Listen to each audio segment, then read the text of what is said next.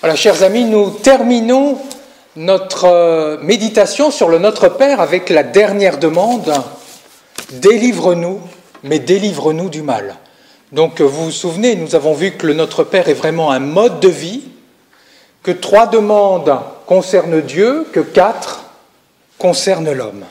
Alors, cette dernière demande est une mauvaise nouvelle, l'existence du mal, mais ça, nous le savions tous déjà. Mais aussi une bonne nouvelle, c'est qu'il y a une issue au mal. D'abord, la mauvaise nouvelle, le mal. Matthieu emploie pour désigner le mal le terme poneros, qui peut être traduit de 2 façons. Tout d'abord, le mal de manière générale, comme on dit le mal, le bien, la gentillesse, la bonté. Et puis, d'autre part, le mal, le malin, le diable, vraiment une personne. Alors nous serions tentés de dire, mais c'est l'histoire du malin, du diable, ça c'est d'une autre. C'est pas ce que vraiment Jésus a voulu dire, il a parlé vraiment du mal de manière générale. Sauf que, dans la mentalité hébraïque, on ne désigne pas des concepts abstraits, on n'utilise pas des mots pour des concepts abstraits. On utilise vraiment des choses très concrètes, des mots pour désigner des choses concrètes. Et dans la mentalité de l'époque, force est de reconnaître que quand Jésus dit « délivre-nous du mal », c'est du malin qui veut dire, du diable. Et d'ailleurs, Jésus a fait de nombreux exorcismes. Donc, vraiment, dans la mentalité de Jésus, c'est du diable dont il s'agit. Alors certes, vous pourriez me dire, et là j'entends vraiment le contre-argument de dire, mais déjà la figure du diable dans la Bible, elle a beaucoup évolué. Dans le livre de Job, c'est le procureur qui est auprès de Dieu, qui est au service de Dieu et qui accuse les hommes. Et puis plus tard, le diable devient vraiment une figure contre Dieu. Donc vous pouvez me dire, voilà, de quoi il parle vraiment, Jésus. Et puis d'autre part, on pourrait dire, mais voilà, c'était une manière de concevoir le mal à l'époque, et Jésus est finalement dépendant des concepts de l'époque, mais aujourd'hui il parlerait autrement. Alors que le mal soit une personne, le diable, ou que ce soit simplement de manière, je veux dire, quelque chose d'abstrait, pour le désigner, un mot abstrait, je pense que cela n'a pas beaucoup d'importance. Et que finalement, quelle que soit notre conception, nous sommes d'accord sur l'essentiel, à savoir que le mal ou le malin est une personne ou une force, selon notre conception, qui nous pousse à ne pas rentrer dans le projet de Dieu. Le mal, ce n'est évidemment pas une personne cornue qui me pousserait à manger des crêpes au Nutella ou à regarder le décolleté des jeunes dames. Non, ce n'est pas cela. Le mal ou le malin est cette force qui me pousse à douter de Dieu, à me séparer de Dieu. C'est ça, le diable, diabolos, c'est la division, être séparé de Dieu, mais aussi à me séparer des autres. Par exemple, par le goût du pouvoir.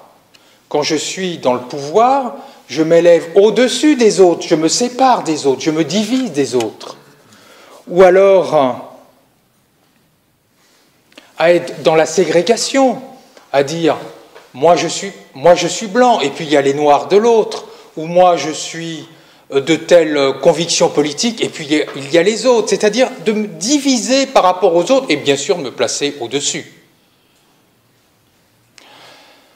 Voilà ce que l'on peut retenir, je pense, de ce qu'est le mal ou le malin, cette force ou cette personne qui nous pousse à nous séparer de Dieu et à nous séparer des autres.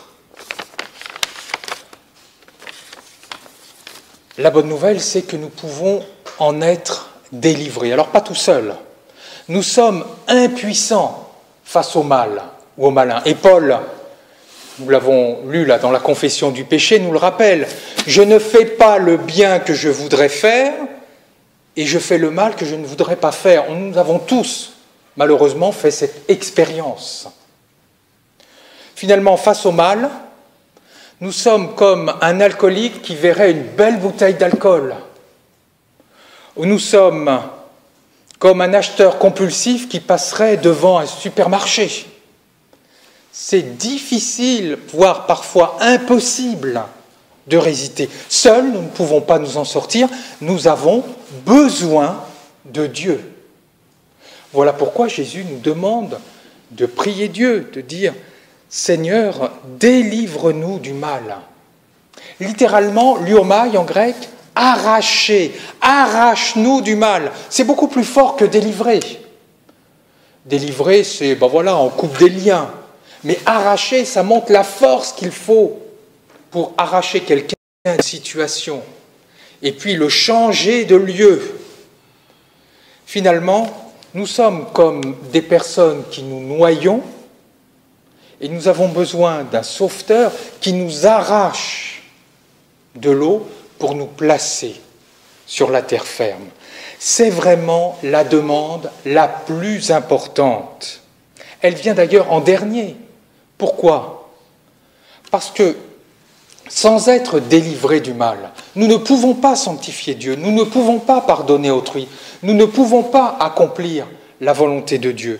Donc finalement, quand nous disons « mais délivre-nous du mal, Seigneur », c'est voilà, Seigneur, nous t'avons fait 6 demandes déjà, mais surtout, délivre-nous du mal, mais délivre-nous du mal. C'est la demande la plus importante que nous adressons à Dieu.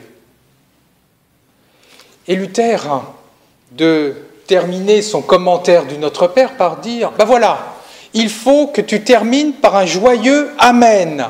Pourquoi ? Parce que tu as la certitude d'être exaucé. Dieu va t'exaucer, Dieu va t'arracher du mal. Non pas parce que tu en serais digne, non, mais parce que Dieu t'a fait la promesse et que Dieu tient toujours sa promesse de t'arracher du mal. Alors j'ouvre une parenthèse, je ne commenterai pas, je ne méditerai pas sur la doxologie, mais c'est à toi qu'appartiennent le règne, la puissance et la gloire, que nous avons l'habitude de dire après le Notre Père, qui est tardif, qui date du IIe siècle. Mais en tout cas, ce que nous pouvons dire, ce que nous pouvons retenir de cette doxologie, c'est que Dieu peut nous délivrer du mal parce qu'il a la puissance pour le faire, il a la force pour le faire. C'est la deuxième idée. Seuls, face au mal, nous sommes impuissants, mais Dieu nous fait la promesse de nous arracher au mal, du mal. Alors pour conclure, j'imagine la frustration que nous avons quand nous lisons la Bible, car nous n'avons aucune explication sur l'origine du mal. Alors ceux qui sont intéressés peuvent lire les philosophes comme Leibniz ou plus récemment Ancionas, qui pourront convaincre ceux qui sont déjà convaincus sur l'origine du mal. Mais retenons 2 choses. 1. Le mal ou le malin est une force, une puissance qui nous incite à nous séparer de Dieu et à nous séparer des autres. Mais que la bonne nouvelle, c'est la deuxième idée, Dieu nous fait la promesse qu'il nous arrachera du mal. Pour terminer, j'aimerais juste vous citer très librement une parabole du Bouddha, Shakyamuni, qui dit « L'origine de la souffrance est comme un incendie ». La souffrance est comme un incendie, pardon. Qu'importe qui l'a allumé, cet incendie. Le plus important est de l'éteindre. Alors, chères sœurs et frères, quelle que soit l'origine de cet incendie du mal, en attendant que Dieu l'éteigne, puisse-t-il nous donner la force de nous aussi lutter contre cet incendie du mal. Amen.